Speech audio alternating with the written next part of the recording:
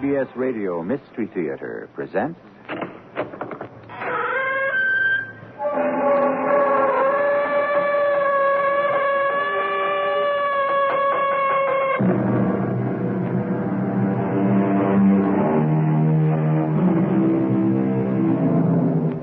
Come in. Welcome. I'm E.G. Marshall. There's a phrase going around nowadays, used promiscuously by various people, meaningful relationship. Relationship means connection. Meaningful doesn't mean anything at all. It's not even in the dictionary. Meaningless is there, but not meaningful.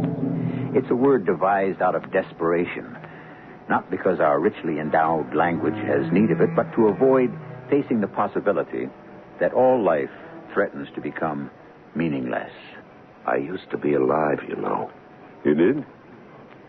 I'm pretty sure I was. When was that? Quite a long time ago. What was it like?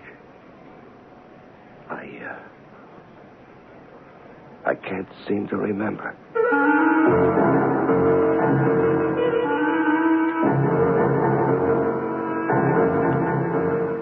Our mystery drama, Answer Me, was written especially for the Mystery Theater by Elspeth Eric and stars Larry Haynes.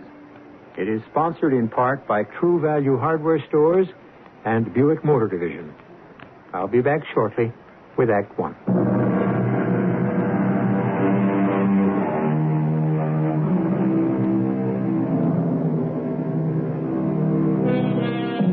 Do you look at the people you pass on the street, or do you simply walk on by? Do you smile sometimes, or stop to pet their dogs? Do you say, nice day, or some weather? If you do, you've made a connection, a relationship. It may end right there, but you've made it. The story we're about to bring you begins with a lone man walking down a street in a large western city. I'm only pretending to be alive. In my nice gray slacks and my nice blue jacket and my nice black loafers, I trudge down this strange street. Now and then I turn my head to look at my reflection in a store window, and I think I recognize myself. I'm not positive. Anyone who'd speak firmly enough could persuade me otherwise. I stop at every red light and wait patiently for it to turn green. I look like and I behave like your average dutiful citizen. But I'm really dead, and I know it. It's part of the pretense that makes me turn and enter the bar.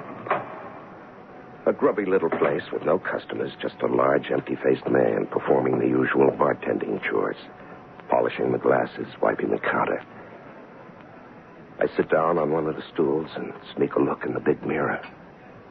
There's nothing out of the way there.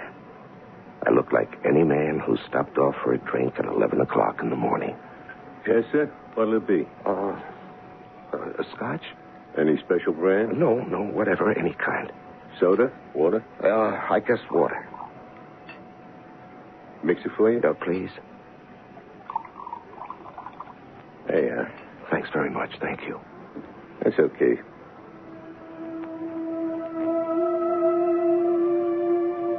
Now the tears start. Even before I lift the glass to my lips, a flow of tears rolling down my cheeks as I sit there silent, helpless. I hadn't known till now how complete, how profound is my despair.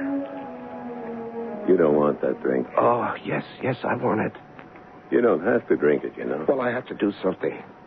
You're not used to liquor, are you? Oh, I've done some drinking. Not much, I can tell. Why don't you go on home? No good. Your wife will be worried. My wife's dead. Oh? That's not what you think. She died 5 years ago. Still? 3 weeks after we were married. She came down with polio. Tough. You know, she lived for 10 years, and then she died. It was a hell of a 10 years, if you really want to know. I can imagine. Oh, there's a customer. Hey there, Mr. Vincent. He's one of my regulars. Stops in for a beer, that's all. How's everything with you, Mr. Vincent?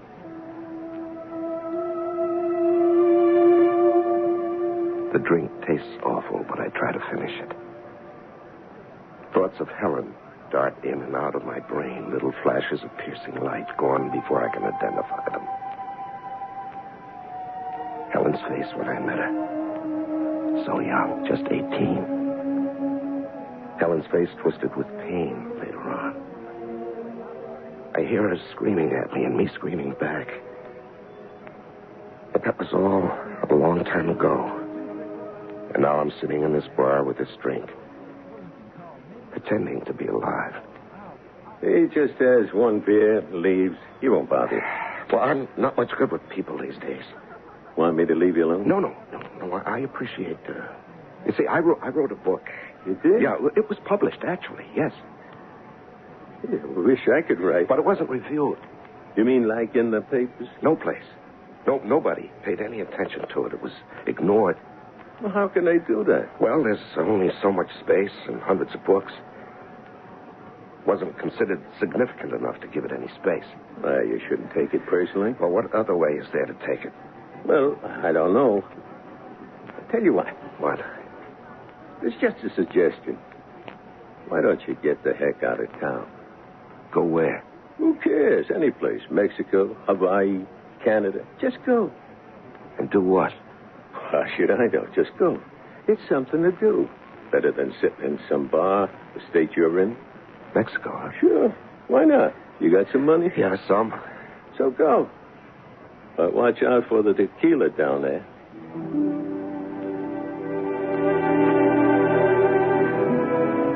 And that's how I find myself on this road headed south. I decided I'd walk to Mexico. The idea of sitting still on the plane was impossible. I don't own a car. And the effort of putting one foot after the other makes me feel somewhere near alive. Every so often, the truck driver stops and offers me a ride, but I always refuse, politely. And still, I feel a little grateful that someone does me that slight courtesy, pays me that small attention. I don't feel quite so dead. How far are you going? What? You going far? Mexico. Well, that's quite a ways from here. I'm not going that far, but I could take you a few miles. No, thanks. You're tired, aren't you? No, I'm all right. You're sure you won't ride a few Well, miles? thanks for the offer, though. You're not just tired. You're frightened. Well, You're desperate. I can see it in your face. No, You're haunted.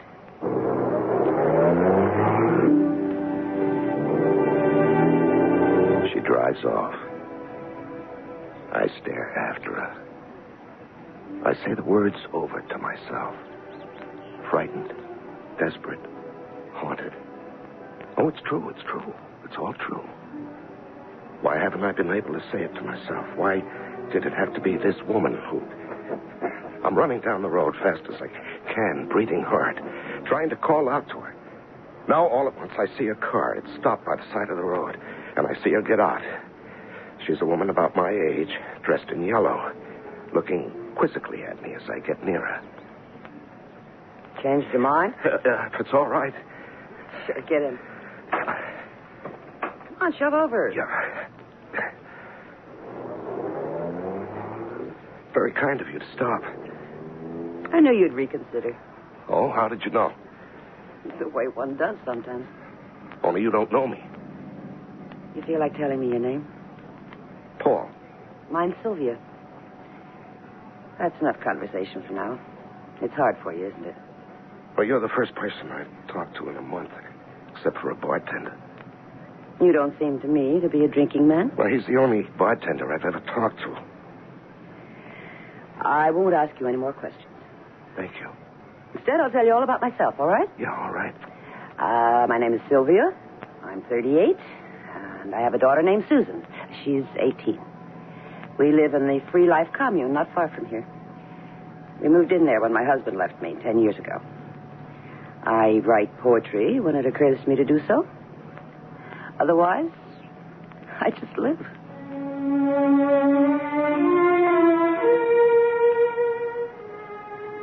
listen to her talk.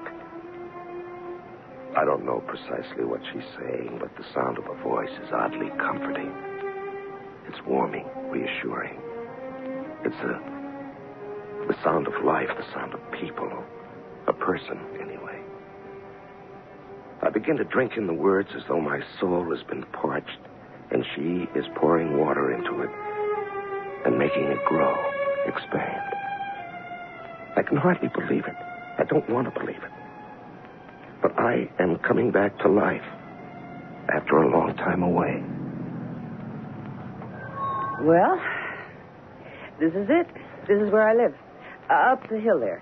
That's where the Free Life Commune is. Oh. Yeah, well, I'll get out. Oh, no. Don't do that.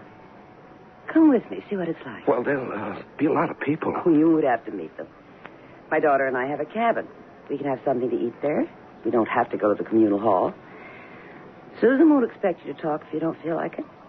Lots of times she doesn't feel like it either. Lots of times I don't. Really? We're all looking for the free life. That's why it's called the Free Life Commune.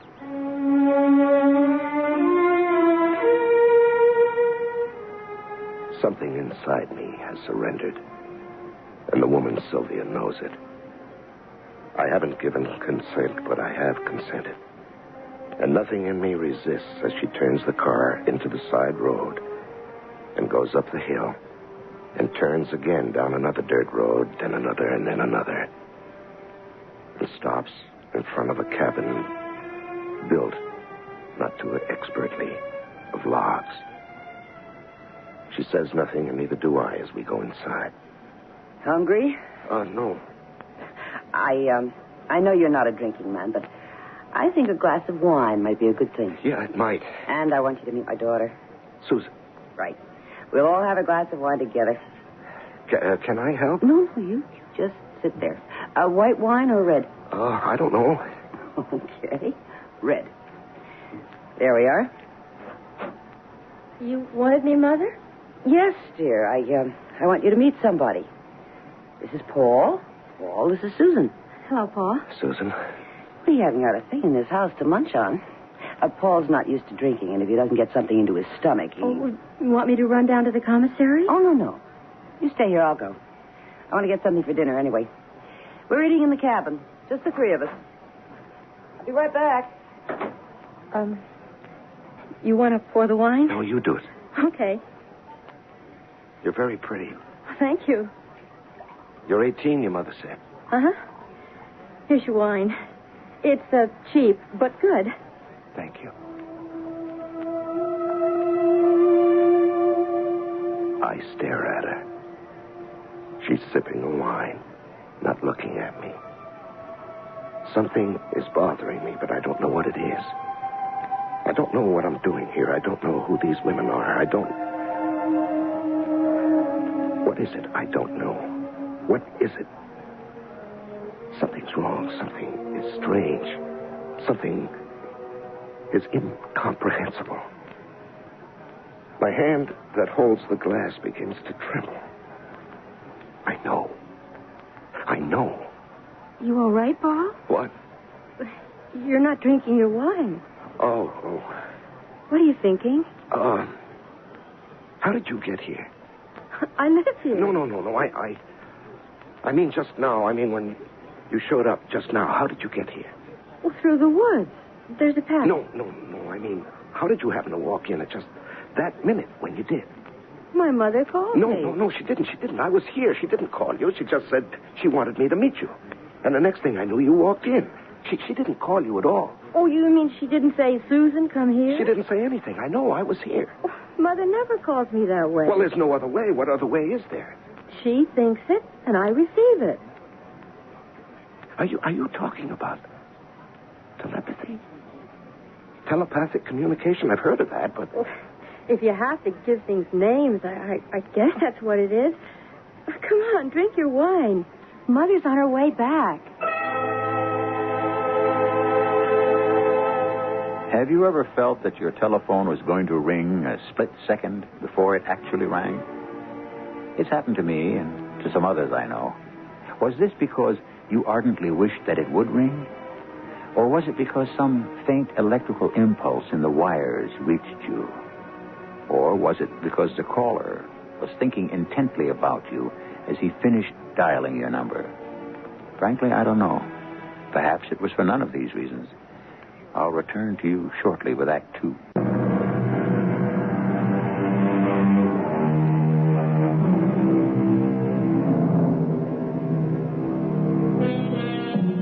Our protagonist's name is Paul.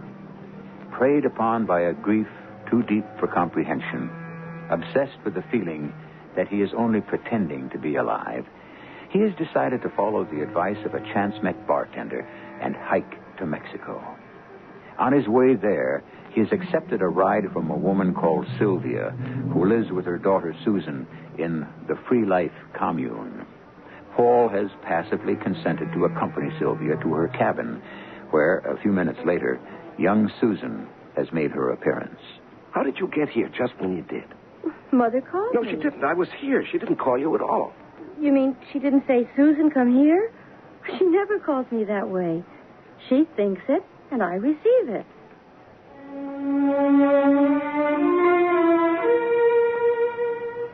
I'm staring at her. Young, slim. Her blue denim pants clinging to her legs. Her big, bulky sweater swallowing the upper part of her body. Her blonde hair falling over her shoulders. Come on, Paul, drink up. It's not very strong wine. Cheers. Yeah, cheers. How do you know your mother's on her way back? Because she is. Well, she'll be here in less than a minute. Well, did she send you some kind of message? Telepathically, I mean? She must have. Otherwise, how would I know? Yeah. Yeah, well. Suppose she doesn't come back in less than a minute. But she will. She's here now. No, she's not. All I could get for dinner was chipped beef. All right. Oh, fine. Paul, What? do you like chipped beef on toast? And we have some apples and cheese, I think. Anything, yes. Huh. Is this my wine? Oh, I'll pour you some, Mother. That's Paul. Sylvia, Yes, Paul. when you were at the commissary, Susan and I were talking. I couldn't understand why she came back when you hadn't called her. Not really called her out loud. Oh, that. Yeah, and she said there was some kind of telepathy between you, telepathic communication. Susan said that? I didn't say that. He said that. Yes, that's true. But there has to be some kind of explanation, doesn't there? And later on, she said you were on your way back from the commissary. You'd be here in less than a minute. And in less than a minute, you walked in. Oh, what of it? You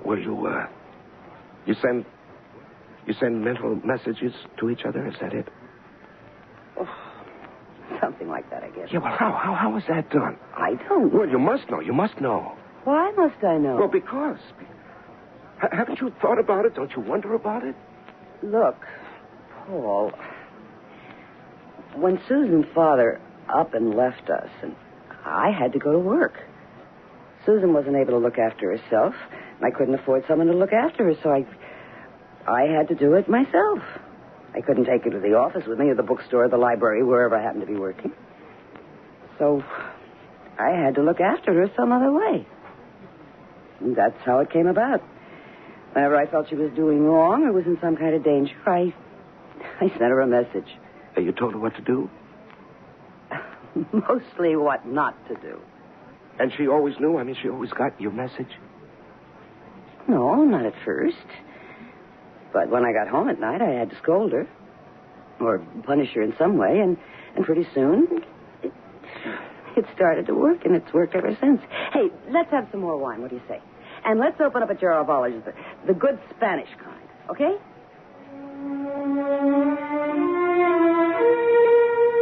It's happening. I'm starting to come alive. It's slow. It's vague. Life appears in patches, some dim, others coming through clearly. It's like a gradually developing picture in a dark room. I feel my body. I hear my voice. I want to say things, and I don't care if I say them badly.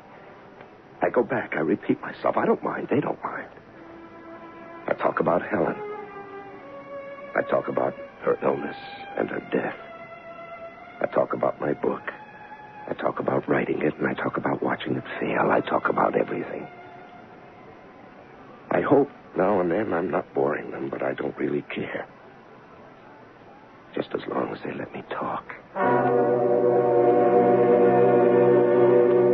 And there was never a word about it in the book review sections, you see. Not one word. At first I couldn't believe it, but then I had to believe it, and that was that. Well, still in all, you wrote it. Yes, but...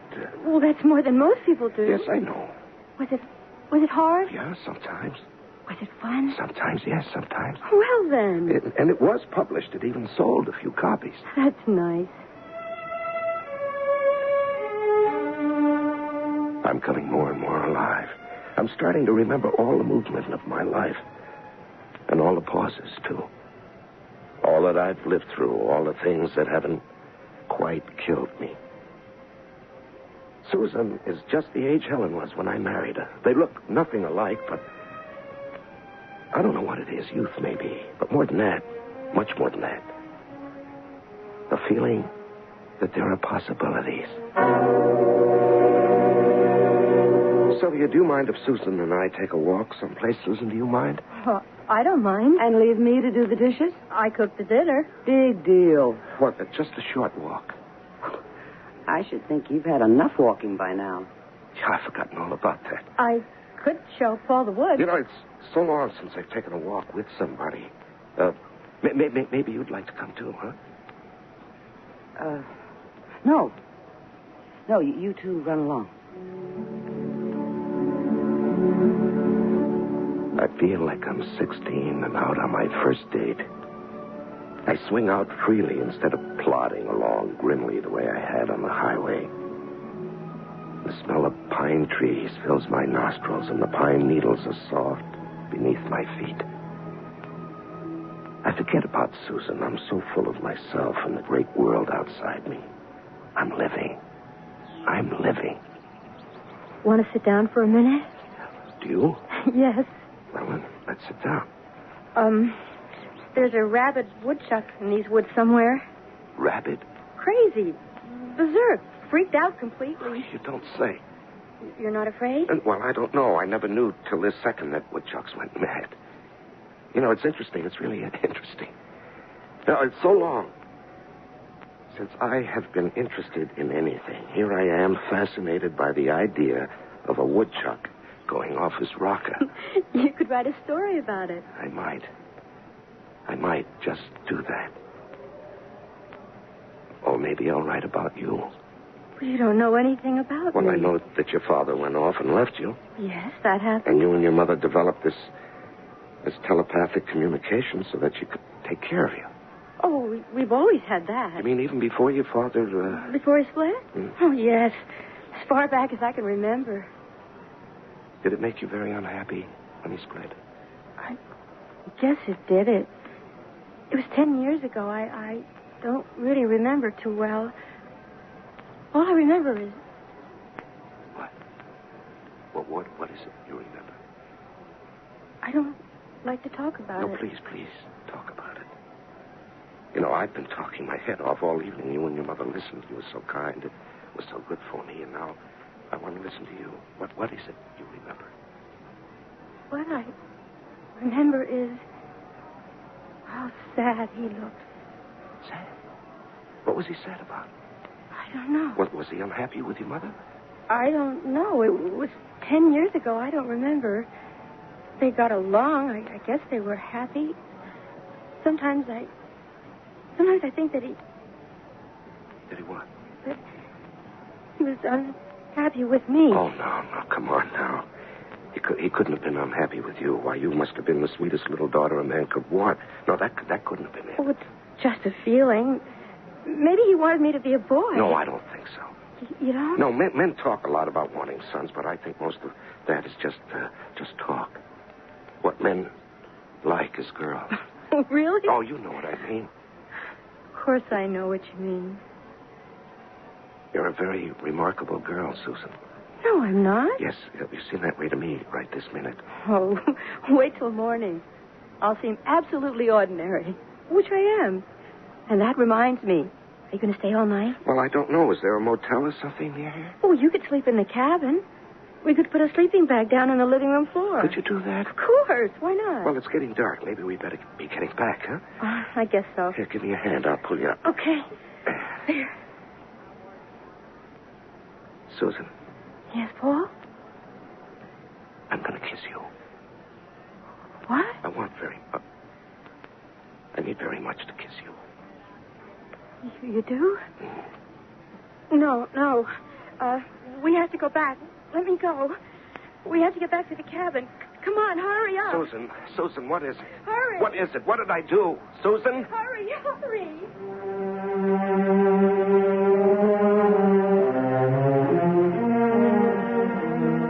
Relief from deep depression is greater than relief from the grimmest physical pain, and 1,000 times harder to achieve. Indeed, it cannot be achieved at all if by achievement we mean conscious effort, contrived artifice. It comes, or seems to come, by chance, by a miracle, as though from heaven. I shall return shortly with Act 3.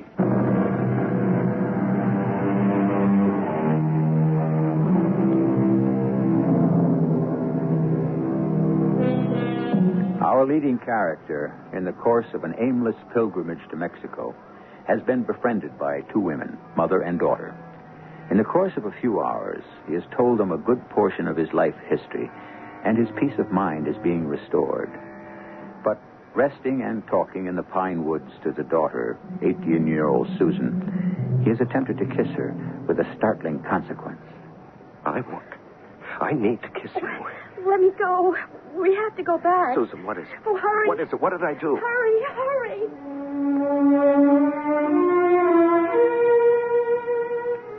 I get back to the cabin and everything is just the way it was before. Sylvia gets out a sleeping bag, puts it on the floor, and I crawl into it. It's very quiet. I hear a soft wind through the trees. The movements of small forest creatures. The shrilling of cicadas.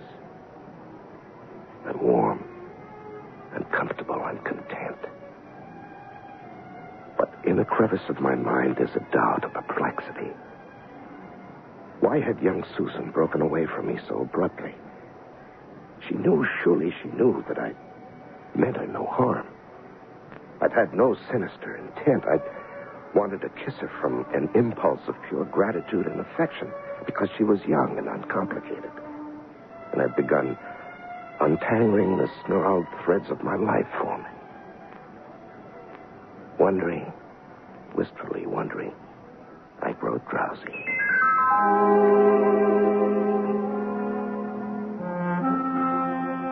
It's morning. Time to get up. Oh, yeah. We get up early here. Yeah, that's fine with me. Did you sleep well? Yeah, like a puppy. Where's Susan? I sent her into town to do some errands. Oh, when'll she be back? I don't know exactly. Oh. Sylvia, something happened last night when Susan and I were in the woods. We were talking. And it was so peaceful there, and she was so sweet to me. I told her about a lot of things, even more than I told you both at dinner. She seemed to understand everything I said and a lot of things I didn't say. Susan's a very sweet girl.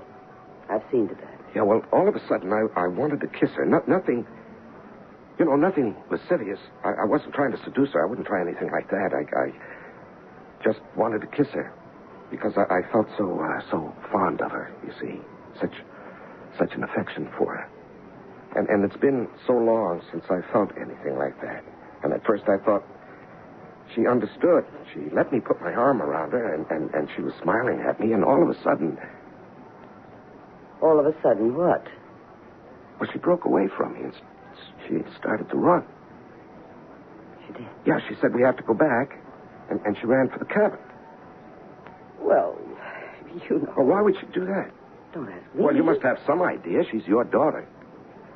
After all, Paul, you're old enough to be her father, aren't you? Well, I guess I am, yeah, even so. Now, some people think everybody that lives in a commune is You know, loose, free, and easy. That's not so. This is a group of serious artists who are dedicated... Well, I never even thought of anything like that. I never thought Susan was well, I just never wanted anything like that. And she knew I didn't. I'm sure she did. Well, maybe she did, maybe she didn't. You never know with young girls, do you? How far is it into town? Oh, I don't know. Quite a ways. Yeah, well, maybe I'll walk into town, try to find her. Well, you couldn't do that. She had a lot of errands. You would know where to look. Well, anyway, I think I'll try. Paul. Now, what? Well, the car's out there. What did she do? Walk to town? She must have come back. So soon? Well, evidently, since the car's out front.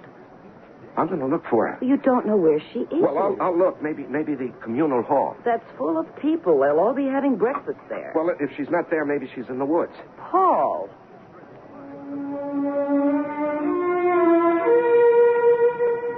Why can't I simply wait in the cabin for her to come back? Why do I think it's so important to find her and find her now? What am I going to say when I see her? How am I going to explain?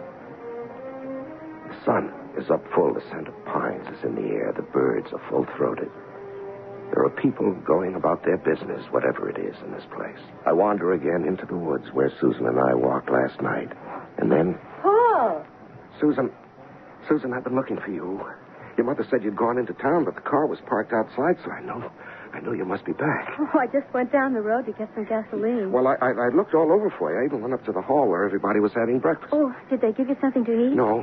Nobody paid any attention to me. You must be hungry. No, I don't care about that. I want to talk to you about last night. What about it? Well, when I wanted to kiss you, Susan, I didn't mean anything except that you've done so much for me. You don't even know what you've done for me, you and your mother. I was a desperate man, and you brought me back to life.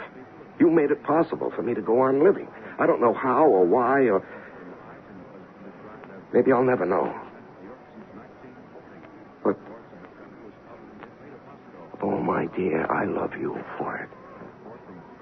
From my heart, I love you. You understand, don't you? I think I do.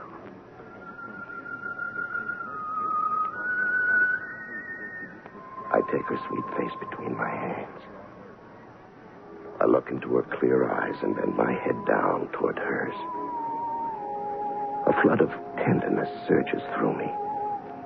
Such a devout desire to express my relief and my thankfulness. I feel that I've entered into some sort of state of grace, and my heart is overflowing. My face comes closer to hers. The woodchuck! Oh, there's the woodchuck. What? Oh, the rabid woodchuck behind you. Run, Paul, run! Susan! She's out of my arms, running like a wild thing through the woods, while I stand dumbstruck and miserable.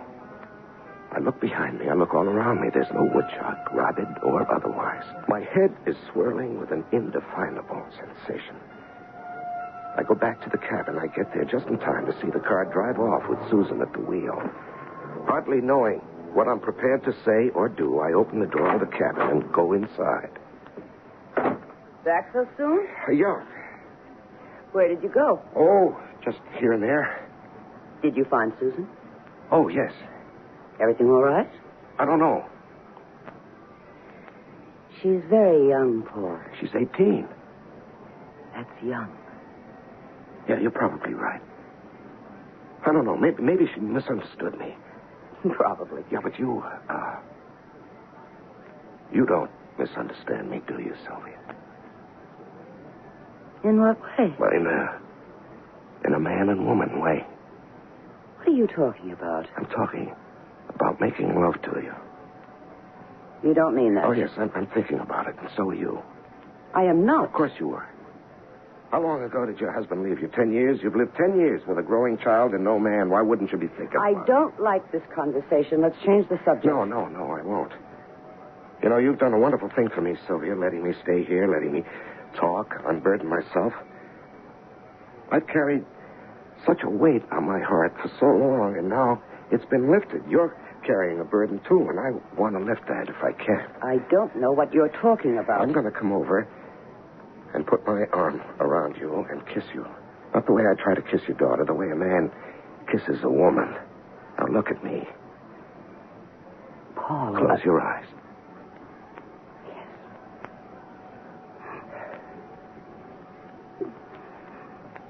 That was it, wasn't it?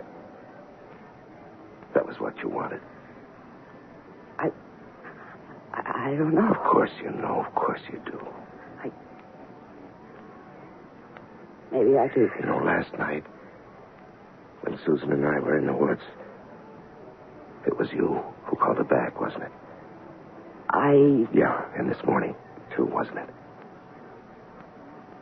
Yes. Tell me, have you always dragged her back to you every time a man got too close to her? Yes. You've always had this control over her, haven't you?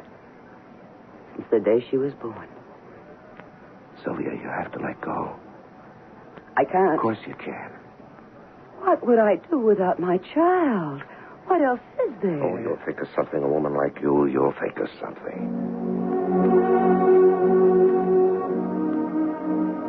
She's still sitting there as I leave.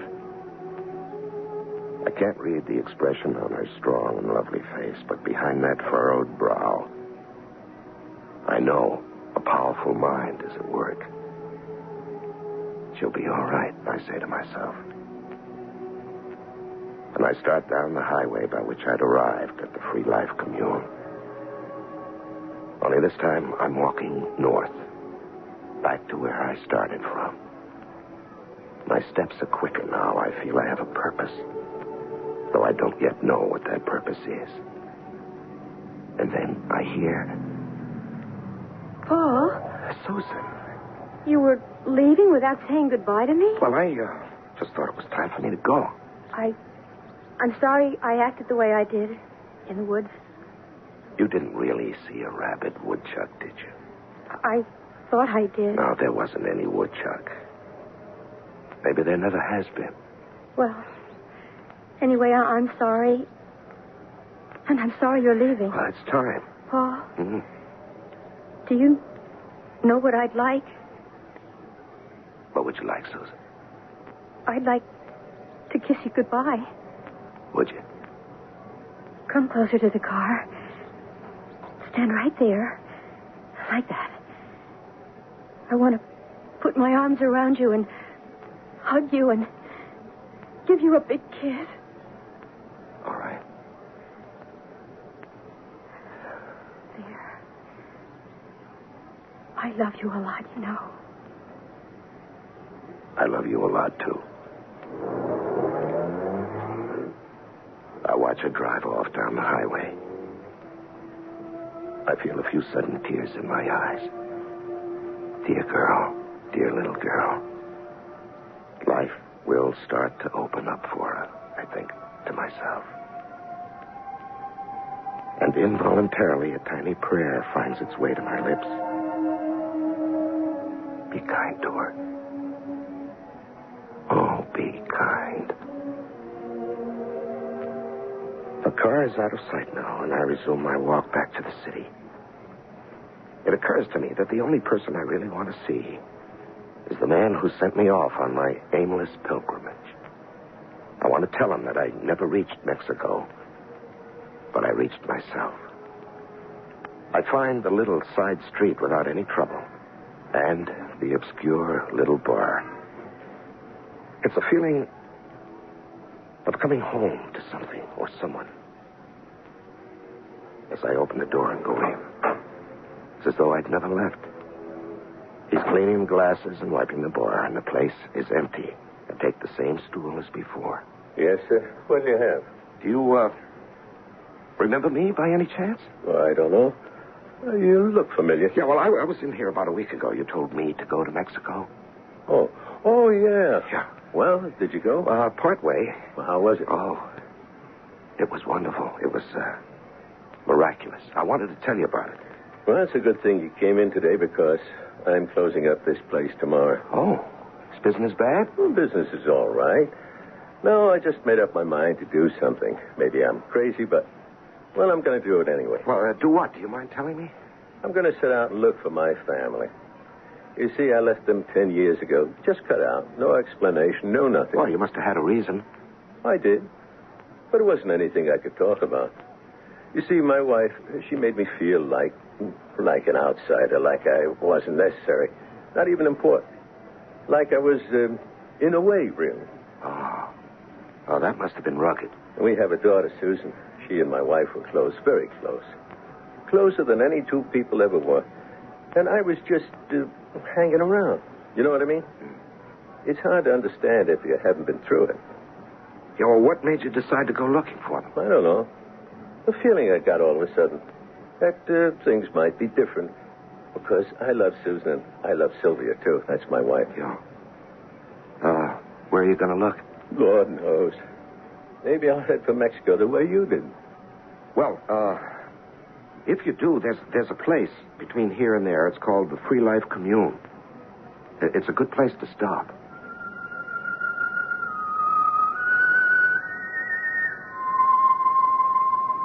I have to get a job now. Find an apartment, fix it up. Get my typewriter out of hock and start a new book. You could say that nothing's changed. And you'd be right. But I've changed. And that's everything.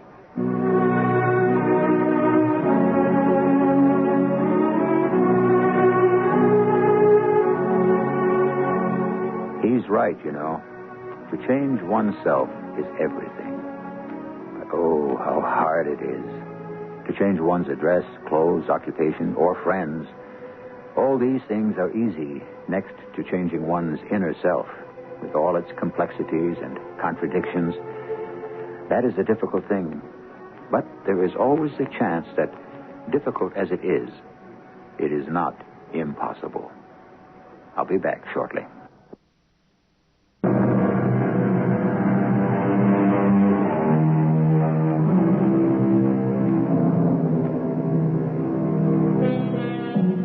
I suppose this has been a story about mind control. What else could it be? Not that I know how one mind controls another or even influences it. But no one can deny that all our impulses, as well as our inhibitions, all our aggressions, as well as our retreats, all our resistances, as well as our surrenders, all take one form or another, depending on the waves of thought sent to us by all the people we have loved and who have loved us. No man is an island, the poet said. And no mind is an island either. Our cast included Larry Haynes, Joan Lovejoy, Rosemary Rice, and Dan Ocko. The entire production was under the direction of Hyman Brown. This is E.G. Marshall inviting you to return to our Mystery Theater for another adventure in the macabre. Until next time, pleasant dreams.